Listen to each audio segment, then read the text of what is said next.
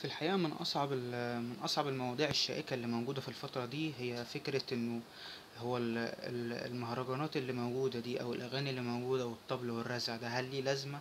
هل ليه فايدة؟ ولا هو بهرجة زيادة على الفاضي وحاجة ملهاش لازمة وحاجة أساسا بتبوظ حياتنا وبتبوظ عاداتنا وتقاليدنا كمجتمع شرقي؟ في الحقيقة لا، لو عايزين نجاوب على السؤال ده فاحنا محتاجين لحلقة، وهي حلقة النهاردة. الحلقة بتاعتنا النهاردة هنتكلم عن فيلسوف مهم اتكلم عن المزيكا والموسيقى بشكل عام، وهو جان جاك روسو. في الحقيقة جان جاك روسو اتكلم في أكتر من نقطة بيعبر فيها عن الموسيقى بالنسبة له من وجهة نظره هي عاملة ازاي، وبصراحة في جانب كبير جدا من الحلقة هتلاقيني بتفق مع روسو في أكتر من نقطة. خلينا بس قبل ما نبدأ اعمل شير لايك سبسكرايب للقناة، وما تنساش تشغل الجرس، وقولي في الكومنتات ايه أكتر حاجة استفدت فيها من الحلقة بتاعتنا النهاردة. أول حاجة، الحرية الفردية. جان جاك روسو كان مؤمن جدا في أغلب كتاباته بأن البني آدم هو ليه رأيه يقدر يعبر بيه عن نفسه. يعني هو البني آدم ملوش أي علاقة بحد تاني، هو ليه علاقة بنفسه بس.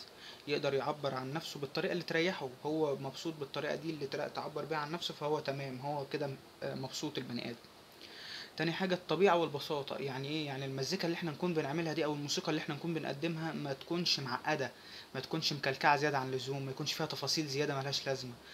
آم، وانا بشوفها حاجه مهمه جدا بصراحه، احنا بنفتقدها في الفتره اللي فاتت، لانه هي النمط الشائع من المزيكا بقى فيه نوع من العمق جامد قوي وتاثر كبير جدا بالمشاعر الجياشه والفياضه، في حين انه لا، الدنيا ابسط من كده بكتير. تالت حاجه المشاركه الاجتماعيه، ودي بقى اكتر ميزه موجوده في المهرجانات اللي انت ممكن تقابلها اساسا في حياتك. هي ايه؟ ان المجتمع قابلها، ان الناس بتشير مع بعض المهرجان الفلاني بتاع مثلا كروان معرفش ايه او عصام صاصا معرفش ايه. الناس بتحب ده، الناس بتشارك ده جدا. تمام. آه الترابط بين الموسيقى والطبيعة. يعني ايه؟ يعني اللي احنا بنعمله ده يا جماعة هو مش من الخيال، هو ده من طبيعتنا، احنا كشعب بنحب ده، احنا قابلين ده، احنا حابين الثقافة دي، علشان كده بتنتشر. تاني، عشان كده بتنتشر وعشان كده بتنجح وعلشان كده بتلاقي القبول ده عند اغلب فئات او طبقات المجتمع. رابع حاجة معانا تأثير الموسيقى على الطبيعة البشرية.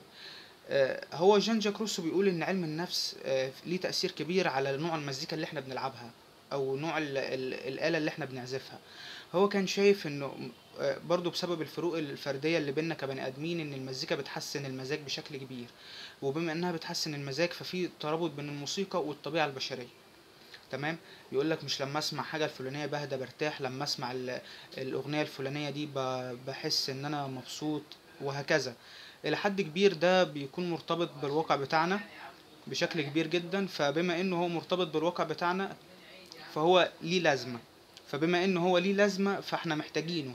فاحنا ما ينفعش تيجي تقول لي انا ضد مثلا المهرجانات، انا ضد الاغاني القديمة، انا ضد كذا. لا طبعا ده مش صح، ده مش صح خالص. ليه هو مش صح؟ الاسباب كتير، اهمها انه انت ما ينفعش تمنع حد عن ان هو يعمل حاجه. انت لو عايز تسمع حاجه انت هتجيبها وتسمعها، انت لو حابب ان انت تسمع مزيكا قديمه هتدور على جوجل وتجيبها وتسمعها. لو عايز تشوف الاغاني والمهرجانات الحديثه او بتحب مغني معين هتجيبها برضو وتسمعها. ده كله بينطبق على ايه؟ ده كله بينطبق على تأثير الموسيقى على الطبيعة البشرية. النقطة الأخرانية في جان جاك روسو قبل ما اختم الحلقة طبعا. تمام. يبقى تعالى كده اقول لك المصادر بتاع الحلقة دي. هو مصدر واحد، وبصراحة يعني نصيحة اقراه. يعني ليه نصيحة اقراه؟ لان هو هيفهمك احنا بنعمل الموسيقى دي بناء على ايه، وده احنا محتاجينه قوي في الفترة دي بالذات. الحس الجمالي بقلم جان جاك روسو، هو ده المرجع الوحيد، وهسيبه لك تحت في الديسكريبشن. تمام. تعالى بقى نراجع مع بعض النقط اللي في الحلقة دي. الحرية الفردية، الطبيعة والبساطة، المشاركة الاجتماعية، تأثير الموسيقى على الطبيعة البشرية، الترابط بين الموسيقى والطبيعة. ما تنساش تعمل شير لايك سبسكرايب للقناة، وقول لي رأيك في الكومنتات، وما تنساش تشغل الجرس. اشوفكم في حلقة جديدة من الفيلسوف. سلام.